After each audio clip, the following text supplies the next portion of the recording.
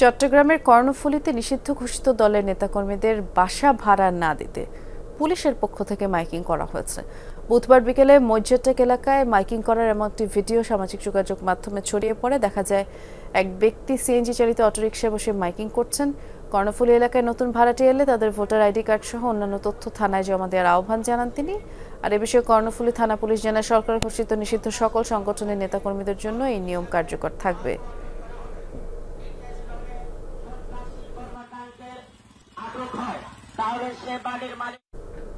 এ বিষয়ে আমাদের সহকর্মী জোবায়েদ ইবনে শাহাদাত খোঁজ খবর রাখছেন, তিনি অপেক্ষা করছেন আমাদের জন্য। জোবায়েদ, পুলিশের পক্ষ থেকে এরকম একটি ঘোষণার পর এলাকাবাসী কি বলছে বা কি প্রতিক্রিয়া জানালো একটু জানাবেন।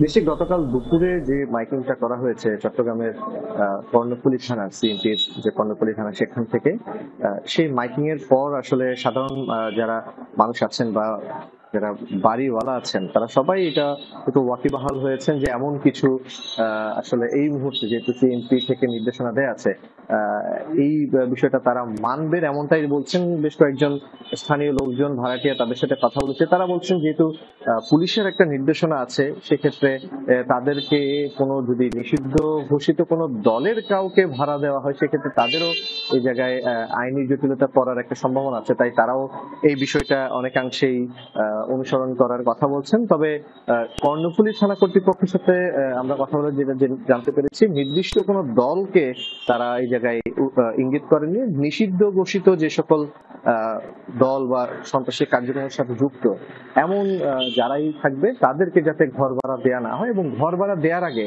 অবশ্যই যাতে যারা ঘর ভাড়া নিতে চাইছেন তাদের ভোটার আইডি কার্ডটি যারা বাড়িওয়ালা আছেন তারা কর্ণফুলী থানায় বা এই থানাতে এসে দিয়েছেন। আমরা কথা বলার চেষ্টা করেছি যারা কর্ণফুলী থানায় আছেন তাদের সাথে, তবে এখন পর্যন্ত সেভাবে আমাদের সাথে সরাসরি কেউ কথা বলেনি।